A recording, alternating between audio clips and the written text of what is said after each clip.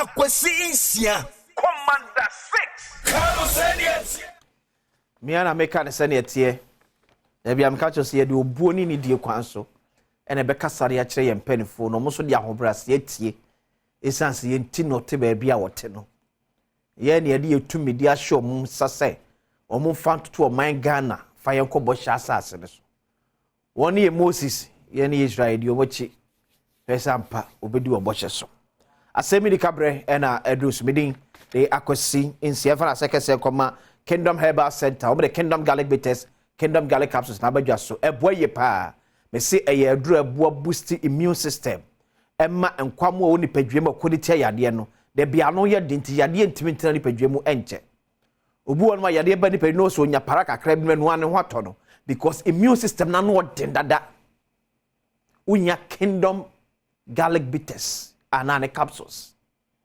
enum mbom obetimi afa bitters obetimi afa capsules New Kingdom Ginseng Power Capsules here mema ne dia we mema nkoa we ni bitters we mema capsules mema nkoa to pay ofazu akram na kra una anom no ba se de bia foto tim se enye aphrodisiac ena anom we ya na no ba e de kwa kwhyem de bi nya sa de tie eye aduro se ne wonya malaria na doctor prescribe malaria dro dia ma na e treat you sa na New Kingdom Ginseng Power Capsules de tie etisiesi osisinim o how ni abanede ye wo sisi munti ama bema se bubok ba akumye ni yasa no ate ada no eyi ni nyina de free wonum tremendous capsules de man de sisi on waboa ma inferior mate say nwan oyi white bi bia de free wo na no ba no koshia ko fa yarbo ni bia anto ho so pebi to Ghana ba bia ton do bia kwa se ka bi at 24 ni enche Kingdom Herbal Center or Kanshi Drug Lane for 0275 804064 0275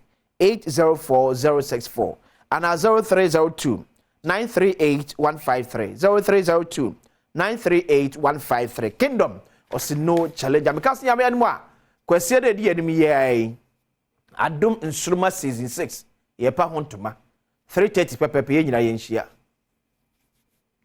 na season 6 ni pa chompo fra na wo Adom achede no mo fo mo mra na ye wo de hye omo no mo so nkyire wiase nyina de pa nyankopon de adua omumu ekwe more other details alpa ye toye komo so about water rationing nyame Adom ene ne hukwada na Ghana Water Company Limited boy amane se enen edai kwade ensuo na ba sope atuo atwa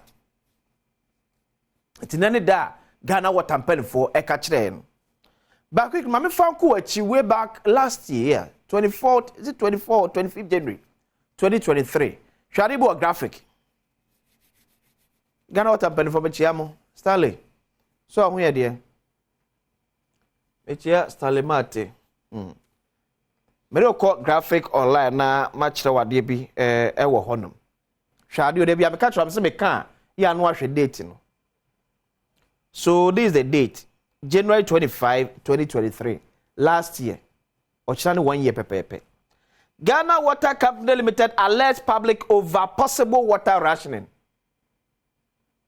It is last year, NSC this year, NSC last 2 years. But yet, yes, here, ese a pebreno a bar in so taco a Accra. But see, the Biani, I catch it, say, as on mine, your preparation and the same. And I never told me, I say, we. Akoso modam na etwi e de fast no e bi na be say ama drobin bebremu sis yes and betimi e possible yanyuntum e possible kra but me so man ya ho sesie e le say because adu went me talk say afi bi e ba be hia ne sa na bi entim happen say ye do January bia na o say ration suo o how bi wo baby yo see nyina ye gitum na ye so sa haw no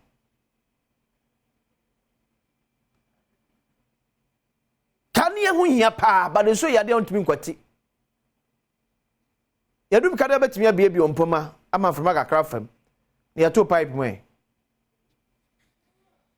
ene so tini nyina na nkrofo ya daroma odi sika penti ase ni nyina so Ghana Water Company for esramo ene kwase nyame Adom next year hu the same also improve it etire no na me di ho yaw about say yesi ye won fidie wa ha na fidie na sei this ye kra nkrofo fra monone Germany ba ne aba be siesie ye ni obi a Ghana obetimi aye and Ghana water tena ho nyene. So the question is, you don't feel any sign contract, no, and Sherman did to come making sure, say, and feel any idea best side because if you deeper crab. Sabbath side, they are quite a bit to me for some best. It one day then yourself, and you may call me yourself, you know, or my man is so good day. So yes, open Collins in the Stalemate, yet Timasi, but at least we're Timin Kawa. Or see making improvement. I was see making improvement. Or see a twan amoko yanim. Yet to repeat last year mistake in it. Last year mistake no. Yet to repeat it. As I repeat it BM. Ya can't ya cut so sanet here and ya normal. There be it shouldn't be. Still back on the Galamsey issue. Edika catch me say. The way na Galamsey won sensem ekeka kono. Ghana watafo aka ho. Omwaka. Eti na nanwa yemfo yi Asem matna se yen hwehan e ma Galamsey e se yensuo ni ade no e be ha ye o. Ene ko bo ase kohwe. Anglogo Ashanti etu ensuo dia ma amanfo ewo oboase ne mpotemu. Ya trase ya ma Galamsey fo akodidim ama sansuo ne so esai. We are binding no must send a few that is to know what na man for the Galamsey Asem or Boasana. Anglogo Ashanti. For so the almost a 2 say, young fan supply man for Boasi and so, at least also the acrobat near the Abomono. Galamsey 4 says and so and so. And now, mete.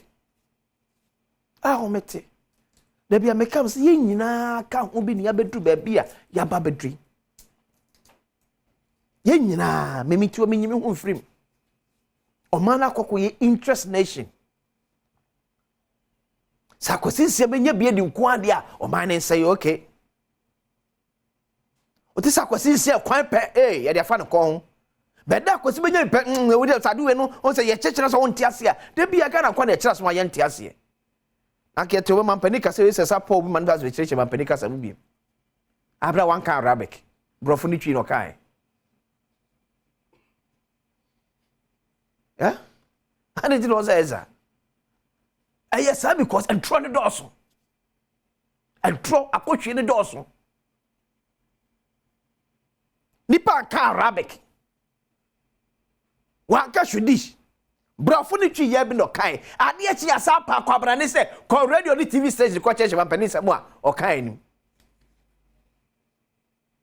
si ye nyina ye ka ho se ya anya antumi an correct ye ho a e bedroom na bi no ensuo na Ghana waterfall e ka se ye be kra ansa na ye nya bi anom no ye be kra ho fem ho kra na muntimi ntoi fem ho mpo ne ntimi ntoi na ensuo fem ho empo ena ne to ayeden eno man bie no wo ensuo in abundance obi e kromu kakra sa no de eko yakopon ya dum ache bi ensutene be ne bi ni Ghana beri si kape bone pesemin kuminya o man se ya dwebone ye da ye timunti ye se ye nsuo ni nyina da baba sister kika ko ye beduro yes yes san ya shebre yes san na montuo na se ya na ye bekọ a ye beduro am ye nyina ya kransuo no na utu na Ghana tra na Ghana na ko gi ni pani no na wo de defend no Galamsey no se ba na betim ya tonso ye nyina wa eye too much interest na doso dodo interest ni too much MPP ni nya boni in the eyes of MPP. NDC ni nya boni in the eyes of NDC. Ba boni ekoso so mo anso na ye. Eti party ti tafu be so reji on pele fuachi. Because pani man tu na Ghana, man tra na Ghana. Me sin so ho ye dia. Pani no benya bia no mo. Na we. yentra yem potamu enfie sa hye demri fam enka se asem ne ye kan kosi agenti no ye jai de we de me pani esima sika me ne bewu ubenya nso ni bianom yenso ne sei Ghana watanya nsuo enso ne so fama yen se no me bo acting MD of Ghana Water video ma hwebi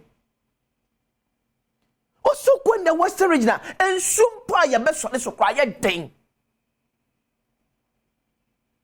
enye se nsuo ni Western regional enso tini baby ne bi ni wonom be sika peboni eni bre o man say yenti ye say ni nyina da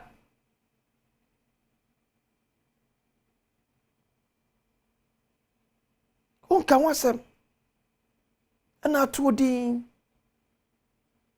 omso benya kodo so akanso a na ye tata omo ayefo so ye din nana na madai adai monkasa o obia bebu ne wo ye bia ho konta dako ni wo ye bia bebu ho konta ene bia mekase boy wala ka to se enkontabu bi ni wo eche enkontabu abenya na asase so obia benya na katwa asa na ofra asase so akọ obia papa obonio ubenya asa na ofra asase so akọ ene na afi so wo tumi bi tawachi into bia ka wontie hwe ena wonam na wo ye de wankasa ope de bemba wankasa wo feel good ena wonwi wonya oto so ene esa chamfan yi edigu ensusu a ye nwi ye nwan a ewo atifini anafo ye opesa nsu bi anom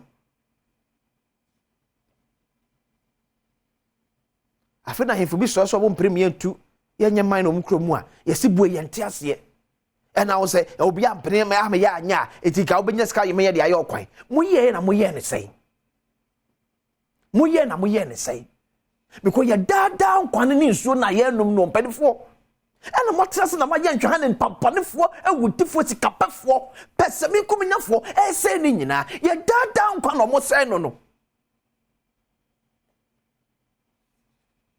ye dada nkwan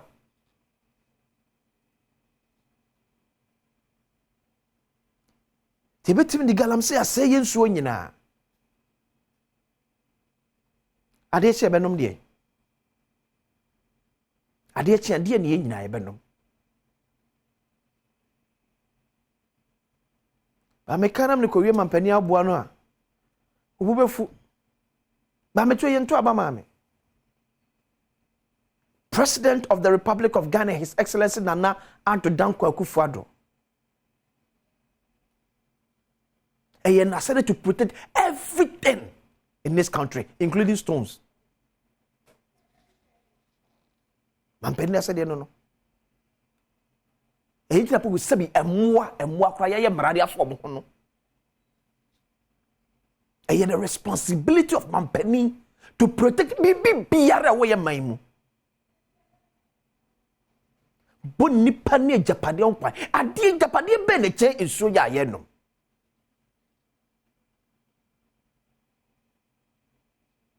ya pau MMDCs o ye mpotamu o ye mensimensi na hodromu yo mo na dwuma ne nyina ne se o me make sure se ye nsuo ni ye kama ni pabone fo bi mfa kire mati enfense but ine ko see ye nsuo baye de o nsuo ehun baye de mo me yan ka se Ghana Water fo anka nkire yen ene nanu amekọ matena ye o se kwesi command be ne ni Lands and Natural Resource Minister eniye enkomo bia ye di but netimu anetim ene galamse enanam so bia ma won pom sa wodu a o se so ni ensusu ma Ghana Accra West bebre na break it down because if fear ever pump enye fake to ko ye hwenye ye some so ka to o se the whole of Western region ensu ye be so ne so dia mom kra no edi enobo ra Takra dia ye bu pipe a everade nyame asiasa da part sa anete ene de agu nso ne ye budi ama ofiefie enye And yet, it's so bad. It's so bad. But I said, Ghana water, so yes, mother. This issue about General Biadru one more water rationing, no. A repeated mistakes bet me I in the hole. Any kwase kobanesa. Munko bet me afa so abo bet me resolve this hard no. Na yakoso anya yensuo. Kakra bia bet me bia itamo chisa munye. Because obia on also ye netimi aboa mo man kanko ne peyo etimi awie mu de. Basa ko basa mo ye mo de na so bi so adane de so a eye nkonkosi aga. So I just want to believe see nyina so ma beka enwa bom. Ni ehunu bone e be sekire yesi aka emfa ho ne baabi e free ba ye papa no bokra ne ya ye sekire yesi nka chom se papa ne wo ye benya sunsu aso ye nkire maso ye ne e bete ho yaw ye be hu amane my kwabna santi atena se oni amejafo ba be di enkom ye fada sekese koma kingdom heba obna the kingdom garlic bitters kingdom garlic capsules abadwaso so when the car say do tatahwe a ebo ye se ne be ya your immune system ano betimi aide na afri study outdoor adro ne padwam no ebe na ne nyina so e de afri wonum e de amount so na or the kingdom ginseng power capsules new kingdom ginseng power capsules yashemu kena na de abromema duro ebo ama imagine no na so ye pa tremendous capsules no so ye ma edia e ma de siesie infio no ye white or how bia de afri wa himfie na timi atoso kama edia mo pemi to gala ba bi eton Drobia to Fofoni Entre Kingdom Herbal Center or Kanshi Drug Lane. Fre 0275 804064 0275 804064 and 0302 938 153 Kingdom Osino Challenge Omakwaba.